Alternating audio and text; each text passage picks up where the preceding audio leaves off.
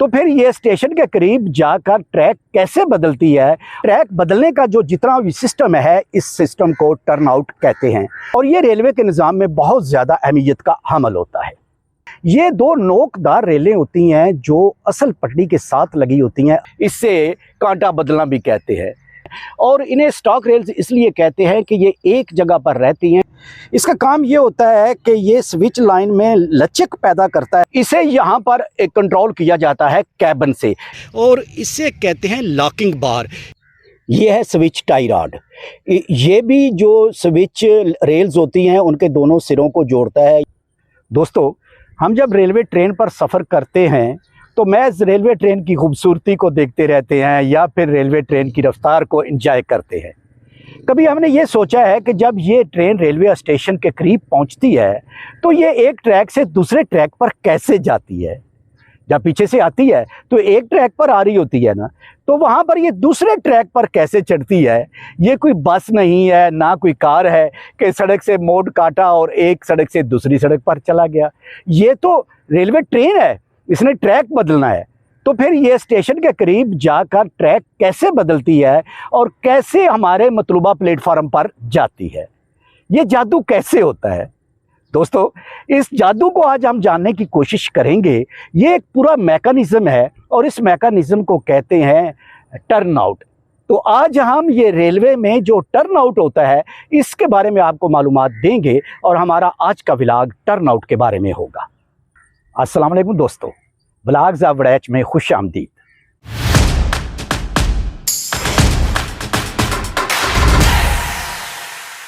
सुनाइए, क्या हाल है आपका? आप ठीक हैं, खुश हैं, राज़ी हैं? अल्लाह ताला के हजूर उम्मीद वासिक है कि आप बिल्कुल ठीक होंगे और अल्लाह ताला के हजूर दुआ है कि अल्लाह पाक आपको हमेशा खुश रखे, सलामत रखे, अपने हिफ्ज़ व ईमान में रखे, आमीन।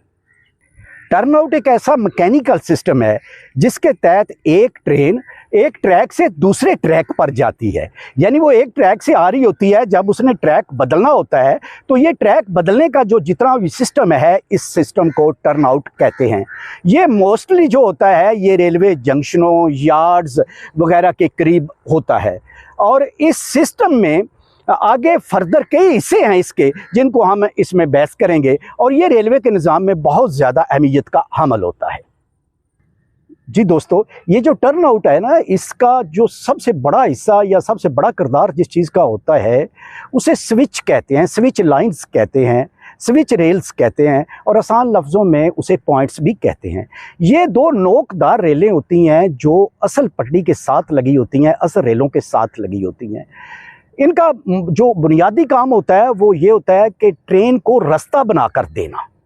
ये एक जो होती है नोकदार, ये बिल्कुल साथ फिट हो जाती है रेल के साथ, रेल के एक हिस्से के साथ बिल्कुल फिट हो जाती है और दूसरी जो होती है वो दूसरी तरफ से थोड़ा सा हट जाती है, आज़ाद हो जाती है। ये जो है ये ट्रेन को रास्ता बना के देती हैं कि अगर ट्रेन ने सीधा जाना है तब भी, या अगर ट्रेन ने किसी दूसरे ट्रैक पर चढ़ना है तब भी। ये दोनों रेलें मिलकर एक ऐसा निज़ाम बनाती हैं कि जिससे ट्रेन ने अगर सीधा जाना हो तो वो सीधा भी जा सकती है और अगर उसने रास्ता बदलना हो तो वो अपना रास्ता बदलकर दूसरे ट्रैक पर भी जा सकती है। वो इस तरह कि जब ट्रेन ने सीधा जाना हो तो ये स्विच लाइन जो है या स्विच रेल जो है ये सीधी रहती है और ट्रेन के पहिए जो होते हैं वो सीधे रहकर अब सीधे ट्रैक पर चले जाते हैं। और जब उसने रास्ता बदलना हो तो ये स्विच रेल जो है, ये नोकदार रेल जो है, ये एक तरफ से हटकर दूसरी तरफ दूसरी पटरी के साथ लग जाती है, जिसका नतीजे में ट्रेन के पहिए जो होते हैं वो रास्ता बदल लेते हैं और दूसरे ट्रैक पर चले जाते हैं। और ये सारा अमल जो होता है ये सेकंडों में होता है और हम मकामी तौर पर इससे कांटा बदलना भी कहते हैं। तो दोस्तों, अब हम बात करते हैं, इसे स्टॉक रेल्स कहते हैं और ये स्विच रेल्स के साथ होती हैं। इनका काम ये होता है कि ये बहुत ज़्यादा वज़न बर्दाश्त करती हैं और ज़्यादातर गाड़ी का वज़न इन्होंने ही बर्दाश्त करना होता है, लिहाजा ये बहुत मजबूत होती हैं और इन्हें स्टॉक रेल्स इसलिए कहते हैं कि ये एक जगह पर रहती हैं, ये हिलती नहीं हैं, ये अपनी जगह छोड़ती नहीं हैं।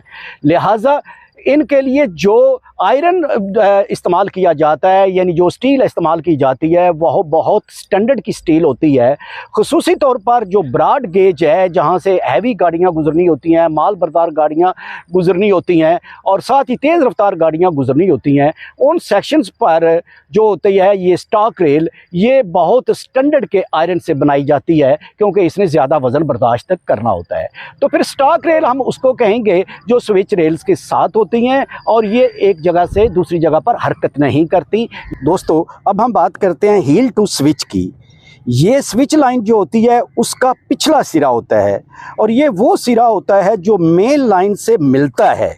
इसका काम ये होता है कि ये स्विच लाइन में लचक पैदा करता है ताकि स्विच लाइन टूटे ना और बआसानी वो आगे पीछे हो सके।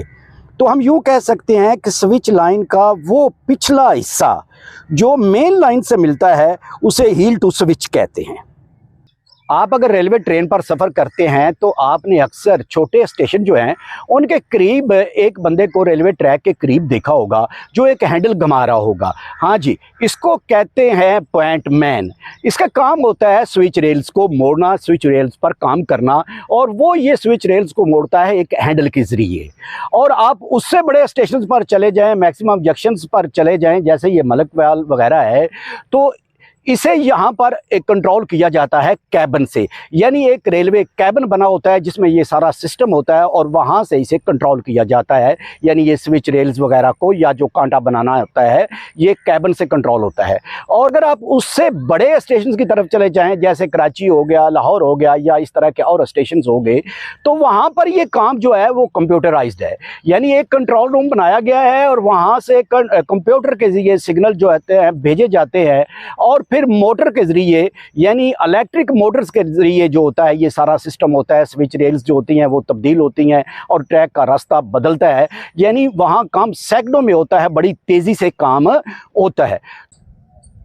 दोस्तों, अब जिक्र कर लेते हैं अहम तरीन मशीन का, और वो मशीन होती है स्विच मशीन, जो लगी तो ट्रैक के अंदर होती है लेकिन जिसे कंट्रोल किया जाता है कैबिन से, या जिसे कंट्रोल किया जाता है कंट्रोल रूम से। यानी इसे इलेक्ट्रिक से या हाइड्रोलिक ताकत से कंट्रोल किया जाता है और ये मशीन चलाई जाती है तो ये स्विच रेल्स को आगे पीछे करती है। यानी स्विच रेल्स के फंक्शन के लिए ये स्विच मशीन इस्तेमाल की जाती है और रेलवे के निज़ाम में सबसे ये अहम तरीन होती है, क्योंकि ये स्विच मशीन सही काम करेगी तो कांटा बदलेगा और ये स्विच रेल्स बदलेंगी और गाड़ी बाहिफाजत अपने मुकाम तक पहुंचेगी। दोस्तों, अब बात कर लेते हैं हम लोहे की प्लेट्स की। ये इन्हें स्लाइड प्लेट्स भी कहते हैं, टाई प्लेट्स भी कहते हैं। ये दो तरह की प्लेट्स होती हैं। ये जहाँ पर स्विच मशीन लगाई जाती है वहाँ पर जो स्लीपर होता है उस स्लीपर के ऊपर होती हैं और इंतहाई मजबूत लोहे की होती हैं। इनका काम ये होता है कि ये स्विच रेल्स जो हैं उनको मदद देती हैं इधर उधर होने में, यानी वो आसानी से आगे पीछे हो सकती हैं, उन्हें कोई रुकावट नहीं आती। तो इन दोनों प्लेटों को स्लाइड प्लेट्स भी कहते हैं और टाई प्लेट्स भी कहते हैं। स्विच रेल्स के करीब लॉकिंग मैकेनिज्म भी होता है। उसमें एक लॉक होता है जो स्विच को बंद कर देता है और इसमें एक रॉड होता है जो ताला लगा देता है स्विच को, और ये स्विच रेल्स जो होती हैं उनके करीब होता है। और इसका असली काम ये होता है कि ये जब यहाँ से ट्रेन गुजरे तो स्विच रेल्स जो हैं वो इधर उधर ना हों बल्कि ट्रेन स्मूथली गुजर जाए। अभी आप देखिए, ये आपको ट्रैक नज़र आ रहा है। ट्रैक में से एक रेल जो ये नोकदार है ये स्विच रेल है और ये दूसरी जो रेल है ये स्टॉक रेल है, और इस रेल के बाहर की तरफ आपको एक बार नज़र आ रहा है, यानी स्टॉक रेल के साथ आपको एक बार नज़र आ रहा है। ये देखिए बड़ा सा राड नज़र आ रहा है ना आपको, ये जा रहा है। ये 42 फुट लंबा होता है, 42 फुट इसकी लंबाई होती है और इसे कहते हैं लॉकिंग बार। यानी जब ये कांटा चढ़ाते हैं ना, या दूसरे लफ्ज़ों में यूँ कह जाए ट्रेन का ट्रैक मुतय्यन करते हैं, रास्ता मुतय्यन करते हैं कि इस रास्ते पर अब इसने जाना है, इस प्लेटफार्म पर जाना है, तो फिर कांटा बनता है ना जिसे स्विच कहते हैं हम। तो और ये जो मकामी है ये अपनी ज़ुबान में इसे कांटा बनाना कहते हैं। तो जब ये कांटा बना देते हैं तो उसके बाद इस लॉकिंग स्विंग बार से ट्रैक जो होता है वो लॉक हो जाता है। यानी जब तक ये कांटा उधर से फ्री नहीं करेंगे, स्विच को फ्री नहीं करेंगे, बदलेंगे नहीं, वो जो है ट्रैक जो है वो लॉक रहेगा। जी दोस्तों, अब बात करते हैं स्विच स्लीपर्स की। ये स्विच स्लीपर आम स्लीपर की तरह होते हैं, जैसे दूसरे ट्रैक पर स्लीपर बिछे हुए होते हैं इसी तरह ये स्लीपर भी होता है, लेकिन थोड़ा सा फर्क होता है। वो ये एक तो ये मजबूत होता है, दूसरा आम स्लीपरों से थोड़ा सा लंबा भी हो सकता है। और इसका काम ये होता है कि सहारा देना, स्विच को सहारा देना, स्विच का वजन उठाना। जब गाड़ी इस पर से गुजरे तो बआसानी ये वजन उठा सके। प्रोग्राम ये था कि ये व्लॉग जो है, टर्न आउट का व्लॉग जो है, ये मुकम्मल जो है कर दिया जाएगा, लेकिन अभी सिर्फ स्विच असेंबली मुकम्मल की है तो व्लॉग काफ़ी बड़ा हो गया है। तो फिर सोचा है इसके अगले 2 हिस्से जो हैं, यानी लीड असेंबली और फ्रॉग असेंबली, उसका अलग व्लॉग बनाया जाएगा। अगर वो दोनों एक में समा सके तो एक, नहीं तो अलग अलग। दोस्तों, ये है स्ट्रेचर बार। स्ट्रेचर बार एक पट्टी है और इस पट्टी का मकसद ये है कि ये दोनों स्विच रेल्स जो हैं इनको जोड़ के रखना, इनको आपस में बांध के रखना। ये देखें, एक तरफ से भी ये बंधी हुई है, अब दूसरे तरफ जाते हैं तो यहाँ पर भी ये जोड़ लगा हुआ है, बंधी हुई है। यानी इस स्ट्रेचर बार ने इन दोनों रेल्स को, जो ये स्विच रेल्स हैं या पॉइंट रेल्स हैं, इनको काबू करके रखा हुआ है। इसका मकसद क्या है? इसका मकसद ये है कि जब ये रेल्स हरकत करें तो एक ही तरफ करें, एक ही समत में हरकत करें और एक ही वक्त में हरकत करें।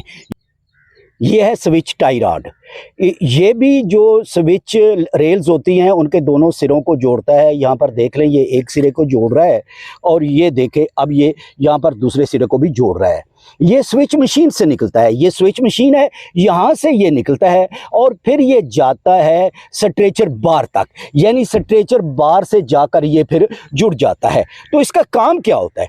इसका काम ये होता है कि ये स्विच मशीन की जो मैकेनिकल ताकत होती है उसे स्ट्रेचर बार तक पहुँचाना, ताकि स्ट्रेचर बार जो ये स्विच रेल्स हैं इनको बआसानी आगे पीछे कर सके।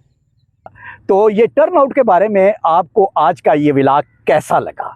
अगर आपको ये व्लॉग अच्छा लगा है तो काइंडली व्लॉग्स ऑफ वड़ैच को सब्सक्राइब कर दें और जो वो बेल आइकॉन है उसे भी प्रेस कर दें, ताकि आपको हर नया आने वाला व्लॉग बर वक्त मिले। और इस व्लॉग को अपने दोस्तों और अपने चाहने वालों में शेयर भी कीजिएगा और लाइक भी कीजिएगा। इसके साथ ही सफदर इकबाल वड़ैच को दें इजाज़त। अल्लाह हाफिज़।